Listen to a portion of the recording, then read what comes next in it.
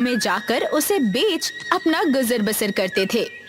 फल ले लो, ताजे ताजे फल ले लो। अरे सुनो, ये अनार कैसे दिए? दीदी 50 रुपए के 1 किलो। सीधे जंगल से लेकर आए हैं। हमारा जंगल हमारे लिए जीवन दाता है। वनपुर से हो क्या? हाँ दीदी, तुम लोग तो नसीब वाले हो जो इतने बढ़िया जंगल की कृपा तुम पर है। जी दीदी, वो तो है। एक काम करो, 20 रुपए के ये बेर भी बांध दो। लेकिन गांव का व्यापारी धनसुख लाल एक लालची किस्म का आदमी था। जंगल के पेड़ काटकर लकड़ियां बेचकर व्यापार करता और खूब पैसे कमाता। ये क्या, इतने कम? अरे इतने कम पैसों में तुम 50 किलो लकड़ियां लेकर जाओगे?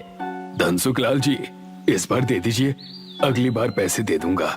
मैं आपका पुराना ग्राहक हूँ।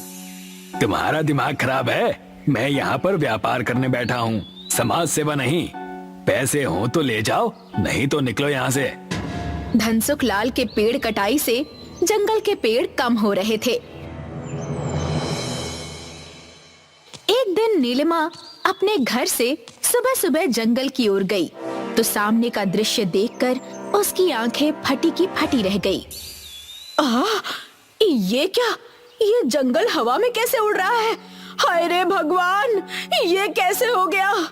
मुझे अभी जाकर सारे गांव वालों को ये बताना होगा।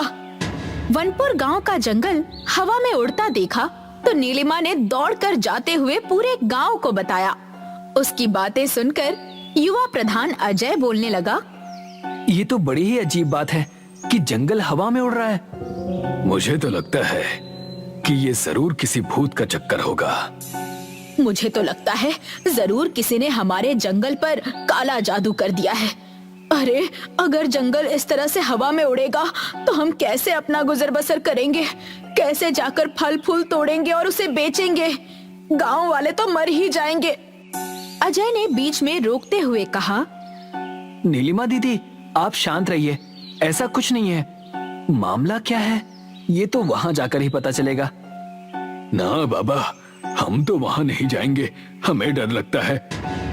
सारे गांव वालों ने उड़ते हुए जंगल में जाने से मना कर दिया, लेकिन अजय एक बहादुर और पढ़ा लिखा लड़का था जो कि भूत प्रेत जैसी चीजों पर विश्वास नहीं करता था। मैं जाता हूँ, जाकर देखता हूँ कि मामला क्या है। अरे लेकिन जाओगे कैसे? जंगल तो हवा में उड़ रहा है। कुछ ना कुछ तो करना पड़ेगा। अजय और गांव वालों ने एक बड़ी सीढ़ी बनवाई और उसे जमीन से जंगल पर टिकाया। अजय ऊपर चढ़कर जंगल में पहुंचा तो हवाएं जोर से चलने लगी।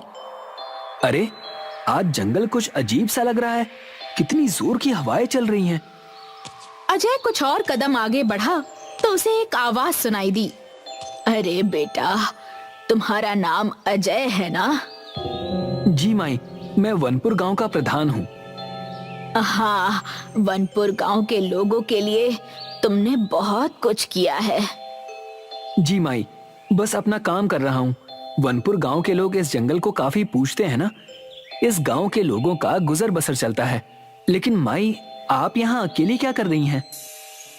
बस बेटा समझ लो कि अब ये जंगल मेरा है और मैं इस जंगल की हूँ। मेरे परिवार के लोग अब इस दुनिया में नहीं रहे। इस उम्र में काम कहाँ से करती, तो इसी जंगल में रहने लगी। यहीं खाना मिल जाता है, यहीं पास में मेरी कुटिया है, वहीं पर रहती हूँ। लेकिन तुम्हारे ही गांव का धनसुख लाल, जो कि लकड़ियों का व्यापार करता है, वो तो इस जंगल को तबाह कर रहा है। वो तो है माई, अपने लकड़ियों के व्यापार के लिए वो पेड़ काट रहा है, लेकिन नए पौधों को लगा ही नहीं रहा है। अगर ऐसा ही चलता रहा तो ये जंगल एक दिन खत्म हो जाएगा। मैंने उसे कई बार समझाया है। कुदरत का सारा संतुलन खराब हो रहा है। सही कह रही हो माई, जंगल खत्म होगा तो गांव वाले भी नहीं बचेंगे। तुम लोगों को उस धनसुख लाल को रोकना होगा, नहीं तो ये जंगल इसी तरह हवा में उड़ता रहेगा और गांव वाले बिना जंगल के तड़पते रहेंगे। माई, गांव का प्रधान होने के नाते मैं इस मसले को जरूर सुलझाऊंगा, लेकिन आप मेरे साथ चलिए माई, हमारा गांव आपको संभालेगा। नहीं बेटा, तुम जाओ, बस मेरे लिए इतना करो कि उस धनसुखलाल को समझाओ, नहीं तो ये जंगल खत्म हो जाएगा। अजय ने जब गांव वालों को ये बात बताई तो गांव वाले सीधा धनसुखलाल के घर पहुंचे, लेकिन धनसुखलाल ने नकारते हुए कहा, अरे भाई, अगर मैं अपना काम धंधा बंद कर दूं तो फिर पैसे कैसे कमाऊं? क्या भिखारी बन जाऊं? अरे भाई, काम धंधा बंद करने के लिए कौन कह रहा है? हम तो बस इतना ही कहना चाह रहे हैं कि तुम पेड़ों की कटाई कम कर दो और इसके साथ कोई दूसरा काम शुरू कर दो। जितने पेड़ काटो उसके 2 गुने पौधे जंगल में लगा दिया करो।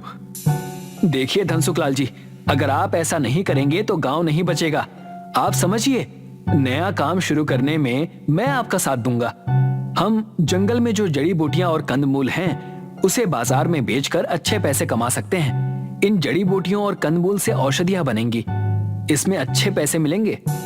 अजय के समझाने पर धनसुखलाल के पल्ले ये बात पड़ी तो धनसुखलाल इसके लिए तैयार हो गया। जब अजय फिर से जंगल गया तो उसे वो बूढ़ी औरत मिली। ये जानकर खुशी हुई कि धनसुखलाल पेड़ों की कटाई कम करके नए पौधे लगाएगा। मुझे लगता है अब जंगल को फिर से सामान्य होने में कोई दिक्कत नहीं होगी।